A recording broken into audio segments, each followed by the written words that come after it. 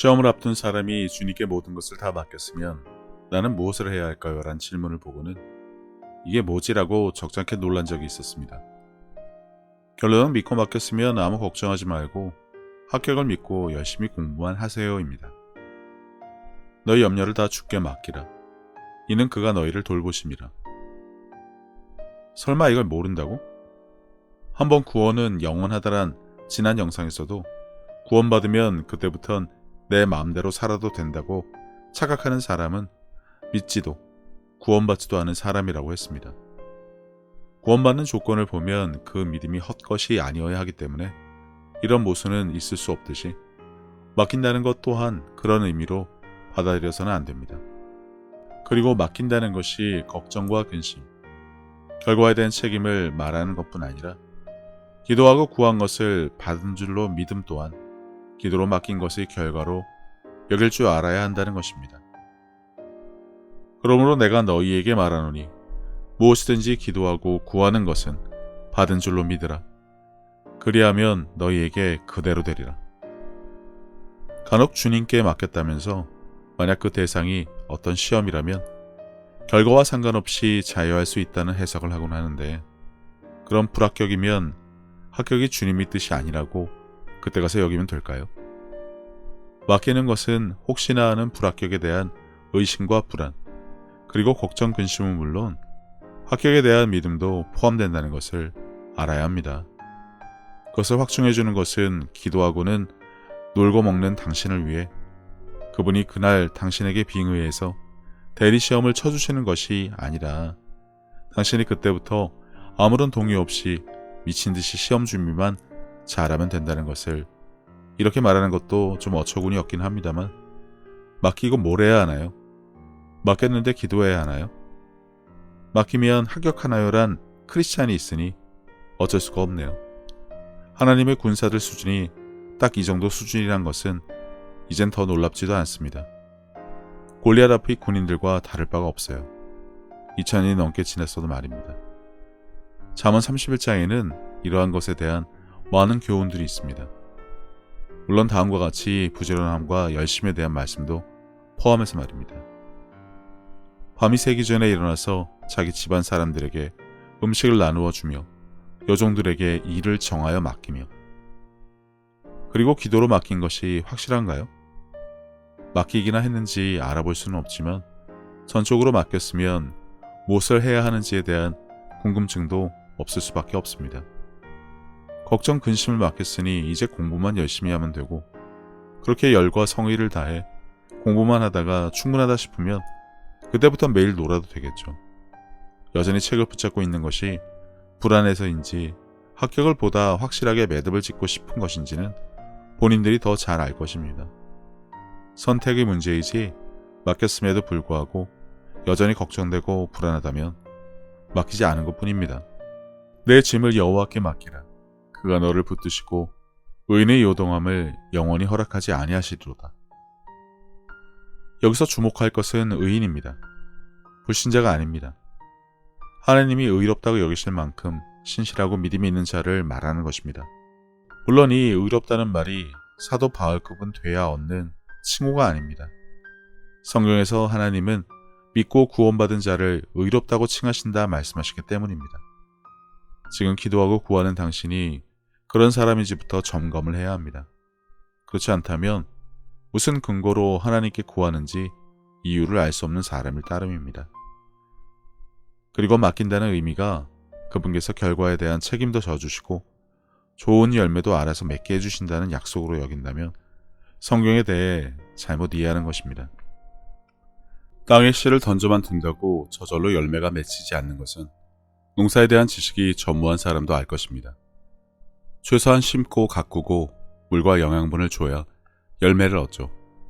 그리고 나서 비와 바람, 따뜻한 태양은 하나님의 영역이라 사람이 손을 쓸 방법이 없지만 열매를 얻기 위해 사람이 할 일은 뻔합니다.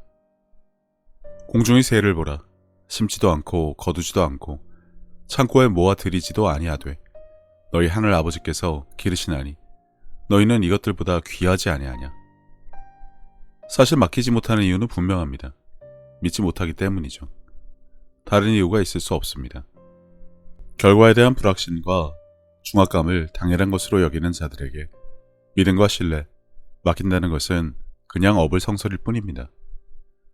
인터넷 주문한 제품이 택배로 올 것은 그냥 믿으면서 이런 것은 믿고 맡기지 못합니다. 감정의 노예, 감성과 감상에 젖은 연약함이 자신의 일에 대한 확신조차 갖지 못하게 함은 물론이고 내 생각, 감정, 의지는 맡겨질 성질일 것이 아니라고 여기기 때문에 불가능하다고 철석같이 믿지는 않습니까? 우리는 이 부분에서 순종에 대한 점검도 해야 합니다. 객관적으로 최선의 노력을 다하지 못한 자신의 자각이 뻔한 결과를 예상하기 때문에 그때부터 기도하고 합격과 승진 그리고 기타 등등을 구해봐야 이미 결과는 뻔합니다.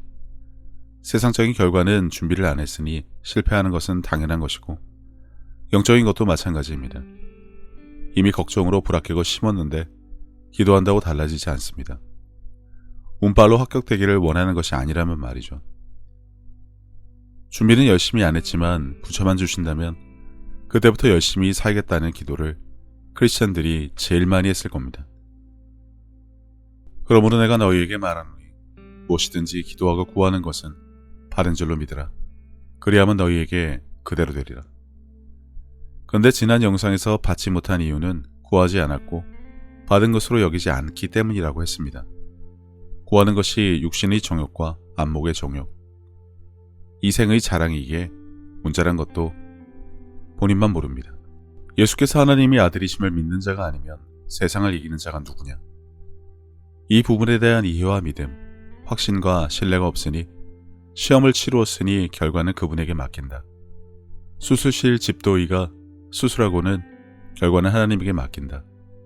회사에서 열심히 했으니 프로젝트를 따는 것도 하나님에게 맡긴다는 말이나 하게 되는 것입니다. 주고 안 주고를 하나님께서 쥐고 흔드시니 나는 나름 순종만 하고 결과가 어떻든 수긍을 하겠다는 것은 믿음이 아닙니다. 집도의라면 그의 수술로 병든 자를 고치는 것은 하나님의 뜻임을 알아야 합니다. 의사도 사람이기 때문에 혹시나 만약에 잘못되면 책임을 져야 하니 일단 지켜보고 결과가 좋으면 하나님이 하신 것이다 라고 하는 것이 겸손일까요? 아니면 만약에 잘못되면 이 사람의 치유는 하나님의 뜻이 아니었나 보다 하고 넘기면 될까요? 집도의 책임을 따지려는 것이 아닙니다. 그런 수준으로 말씀에 대해 생각해서는 안 된다는 것이죠. 의사는 그 하나님을 대신하여 칼을 잡고 수술을 하는 것으로 여길 줄 알아야 합니다. 그러므로 그 결과는 이미 완치를 믿을 수 있어야 한다는 것입니다. 자신의 수술 경험과 의학 지식이 결정지는 것이 아닙니다. 이처럼 도마의 믿음으로 결과를 보고 그분이 함께 하신 것인지 도와주신 것인지 결정지어서는 안 되는 것입니다. 운이 좋았다거나 기적이란 말은 믿는 의사들이 할 소리가 아닙니다. 여기서 주의할 것은 취업이, 수술이, 시험의 결과가 좋을 때 그때 가서 결과를 봤으니 그것이 만약 내가 열심으로 노력해서 잘한 것 같고 그래서 감사 여길 줄 모른다면 바로 그때가 교만의 자리에 있는 것입니다. 그러므로 믿음은 들음에서 나며 들음은 그리스도의 말씀으로 말미암았느니라. 크리스찬들은 흔히 성경에 근거하여 믿음은 들음에서 난다는 말에 그것을 청취, 시청각 등의 오감을 통한 방법으로 알곤 하는데 그러한 일반적인 학습 방법을 통한 지적인 만족이 아니라 듣는다는 것은 성령께서 내가 말씀을 들을 때 내 마음에 하나님의 말씀을 풀어주시고 영인 내가 그것에 반응하여 나의 사고방식으로 바꾸는 것을 의미하는 것입니다. 이러한 착각은 흔히 예배 때 설교 듣고 은혜 받았다는 표현으로 자주 사용되곤 합니다. 은혜를 받은 줄 아는 것은 듣는 당시의 감동에 의해서가 아닙니다. 내가 그 말씀을 듣고 내 삶을 바꾸어 말씀에 맞추어 행동하고 그것이 내 삶의 방식으로 바꾸는 것이 진정한 의미인 것입니다. 또한 그 은혜가, 감동이 단지 목회자가 멋들어진 연설을 잘 한 것의 결과로 여겨서는 안 됨을 알아야 합니다. 흔히들 우리 교회 말씀이 좋다는 말을 하는데 이런 것이 바로 목회자를 높이는 사람들이 흔히 하는 실수인 것입니다. 그 일은 당연히 성령께서 하신 일이므로 성도들이 목회자의 설교 능력을 높게 삼면서 그를 높이는 것은 자칫 목회자를 교만의 자리에 오르게 할 수도 있기에 목회자는 말씀 앞에, 하나님 앞에 오직 순종하고 겸손히 온전하게 쓰임받는 것에만 모든 것을 바친 사람으로 간주해야 합니다. 우리가 매일 매 순간 감사해야 할 일은 목회자가 설교를 잘하는 것이 아닌 목회자를 통해 하나님의 레마, 말씀이 나에게 온 것에 대해 감사해야 하는 것입니다. 그러면 여러분은 믿는 게 무엇이라 생각하십니까? 흔히 내가 말씀을 붙잡고 그것에 순종하여 나의 삶을 변화시키는 노력과 행동의 과정으로 여기곤 하는데, 진정한 믿음은 하나님이 지금 나와 함께 하시고 그분이 나의 진정한 아버지이시며 어떠한 상황에서도 영원토록 변치 않으신다를 아는 것입니다. 믿음의 반석이란 그분에 대한 이러한 확고한 신뢰를 가지고 있다는 것을 의미하지, 나의 행위에 따른 결과에 대한 자랑이나 보상의 자리로 여기서는 안 됩니다. 이것은 마치 나무의 열매가 내가 심고 가꾼 결과로만 치부하는 것과 같습니다. 하나님께서 주신 씨앗과 태양과 바람과 물과 공기 등이 없었다면 어떠한 결실도 얻을 수 없다는 것을 안다면 결코 그렇게 할 수 없는 일입니다. 흔히 학생들이 공부하냐는 부모의 질문에 공부한다고 해놓고는 게임이나 음악을 듣는 경우가 많습니다. 말씀을 듣고 순종한다고 해놓고는 세상 유혹과 미디어, 핸드폰에 빠져있는 경우가 바로 그런 것입니다. 하나님께서 당신과 함께 계시지만 무엇 하나 그분과 함께 하지는 않습니다. 예수님을 나의 구주라고 고백만 하고는 내 좋은 것만, 내가 원하는 것만 하는 삶에서 그분은 영원한 손님일 수밖에 없습니다. 그런 분께 무엇을 맡길 수 있겠습니까? 단지 지식으로 그분이 하나님이시고 전지전능하시다는 것을 알 뿐인데 말입니다. 맡기지 못하는 것은 때로는 죄책감, 정죄감, 열등감, 우월, 교만, 자만의 시소를 타며 무엇이든 내가 하는 것이기 때문에 인정받고 칭찬받고 높임을 받고 싶은 욕망에 사로잡힌 인간의 모습일 뿐입니다. 뜻대로 되지 않을 때 책임을 하나님께 돌리거나 그분이 뜻이 아니었다는 식으로 툴툴 털어버리는 것이 맡긴 자의 태도 또한 아닙니다. 물론 이것은 기도하고 구한 것을 받은 줄로 아는 자의 태도도 아닙니다. 그건 잘 되겠지 뭐, 내 알 바가 아니다, 알아서 해주시겠지란 무책임한 발언과 다를 바 없습니다. 비유를 들어볼까요? 어떤 학생이 부모에게 이런 부탁을 합니다. 애플 제품 사주세요. 아시다시피 애플에는 핸드폰, 노트북, 아이패드, 에어팟 등 다양한 제품이 있습니다. 그런데 애플 제품이라니요? 구체적인 요구가 있어야 하지 않을까요? 이 아이는 부모가 원하는 것을 사줄 것이란 믿음이 없을 수 있습니다. 믿지 못하니 요구하지도 않고 그 부탁을 맡기지도 않기 때문입니다. 그럼 노트북이요? 아이는 별로 애플 제품을 갖고 싶은 마음이 없는 것 같습니다. 애플은 노트북에도 맥북 에어, 맥북 프로 등등 종류가 많습니다. 그럼 맥북 프로요. 그런데 인치별로, 메모리별로 선택의 다양성이 있는데 이런 두리뭉실한 부탁을 한다면 그 아이는 이 노트북을 진정으로 원한다고 할 수 없습니다. 맥북 프로 몇 인치에 메모리 몇 기가에 컬러는 이거요 라고 한다면 분명 평소부터 갖고 싶은 제품이 맞다고 여길 수 있겠죠. 그리고 그것을 요구하면 듣는 부모가 사줄 것을 알기 때문에 구매를 맡길 수 있는 것입니다. 성인의 경우 직장의 비유를 들어볼까요? 취업하게 해주세요. 하나님께서 알바 자리라도 구해주시면 될까요? 그럼 4대 모험 받는 곳으로 해주세요. 견실한 중소기업을 연결해 주시니 이것 말고 좀 더 큰 곳이요. 대기업 같은 곳, 외국계면 더 좋고요. 그럼 그곳의 경비원 자리면 만족하겠습니까? 자신이 구하면서 무엇 하나 구체적이지 않습니다. 대신 일단 부처만 주시면 다음은 알아서 할 테니 거기까지만 해달라고 조르지는 않습니까? 기도해서 구한다는 것도 맡긴다는 것이 무엇인지도 모르는 크리스찬들이 어디서 들은 건 있어가지고 입으로만 하나님께 맡긴다며 이런 식의 태도를 취할 때가 많습니다. 그러면 그 사람은 신앙생활 중에 만난 사람들에게서 이와 같이 하는 것이 믿음 있는 자로 보여지는 방법을 배우며 그들과 함께 했을 가능성이 높습니다.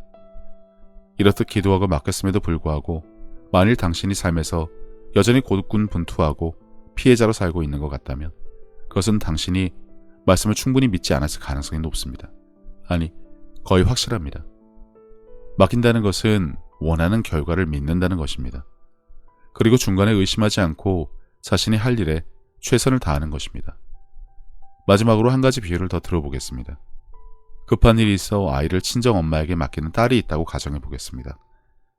기저귀나 젖병 등 필요한 물건들을 가방에 담아 아이와 함께 친정에 두고 볼일을 보러 갑니다. 친정엄마는 당연히 지극정성으로 아이를 돌보시겠죠. 딸을 그렇게 키워주셨으니 손주도 마찬가지입니다. 그런데 매 시간마다 전화를 해서 아이가 잘 있는지, 지금 어떤 상태인지, 뭘 먹였는지 확인하고 따진다면 그건 믿고 맡긴 것이 아닙니다. 혹시 당신이 믿고 구하는 것의 모습, 그리고 당신의 자녀에 대한 기도 또한 이런 모습은 아닐까요? 씨를 심고 싹이 나는지 땅을 파고 밥솥의 밥이 궁금해서 뚜껑을 수시로 열어보는 사람은 없지만 기도하고 구하고 맡긴 것은 이렇게 중간에 계속해서 확인해야 안심하는 유별나게 구는 사람들이 많습니다. 너무나 간단하고 명백한 주제이지만 말씀에 대한 이해가 없어 잘못 이해하고 해석하는 경우가 많아 함께 나누어 보았습니다. 예수님께서는 내 마음을 다하고 목숨을 다하고 뜻을 다하고 힘을 다하여 주 너의 하나님을 사랑하라 하신 것이요. 둘째는 이것이니 내 이웃을 내 자신과 같이 사랑하나 보다 더 큰 계명은 없다고 하셨습니다. 생각해보면 믿는 사람들은 이미 하나님께 받은 것이 너무나 많은 것을 아는 자들입니다. 예수님을 통해 죄사함과 구원을 받은 것부터 시작해서 살아 숨을 쉴 수 있는 공기와 바람, 맑고 푸른 하늘과 마실 물, 그리고 땅과 그 위와 아래의 많은 것들, 이미 오래전부터 내 주변에 있어 왔으니 당연한 것으로 여기며 우리는 여전히 값없이 공짜로 받아 그것들이 감사함을 잊고 살기는 했지만 그런 것 말고도 하나님으로부터 받은 사랑과 평안에 대해 생각하자면 끝이 없습니다. 하지만 사람은 하나님으로부터 받은 그 많은 은혜를 갚을 방법이 없습니다. 그래서 하나님께서는 내 이웃을 내 몸같이 사랑하는 것으로 그것을 대신 갚으라고 하신 것인지도 모릅니다. 그리고 지극히 작은 자에게 한 것이 곧 하나님께 한 것이라고 하셨으니 그분의 은혜를 알고 그분을 닮아가는 삶을 살아가야 한다면 지금 내가 살아가는 삶의 방향이 하나님과 나의 이웃을 사랑하는 올바른 길 위에 있는 것인지 한 번쯤 점검해 봐야 하지 않나 싶습니다. 이와 같이 하나님의 뜻, 그분이 기뻐하실 일이 무엇인지 알고 내게 주어진 소명을 다하기 위해 끊임없이 힘쓰고 노력하는 것도 크리스찬들이 마땅히 해야 할 일이 아닐까라는 생각을 해봅니다. 이제는 세상 유행에 따라 요동치던 내 마음을 모두 내려놓고 혼자서 하나님의 뜻을 헤아리는 시간을 가져보시기를 권해봅니다. 하나님은 세상 모든 사람들을 사랑하십니다. 그렇기 때문에 당신이 사랑받기에 마땅한 사람인 것처럼 당신의 가족도 이웃도 그분에게는 마찬가지로 소중한 자녀들입니다. 당신이 어려운 상황을 겪었을 때 하나님께서 당신의 삶에 관여하실 수 있도록 마음의 문을 열고 그분을 신뢰하며 동행하는 삶을 살아왔듯이 이제 당신도 다른 사람들에게 먼저 다가가서 손을 내미는 귀한 삶이 되어주시기를 바랍니다. 예수님께서 주신 새 계명, 서로 사랑하라. 저도 늘 제 자리에서 최선을 다하여 섬기고 사랑하며 살도록 하겠습니다. 감사합니다.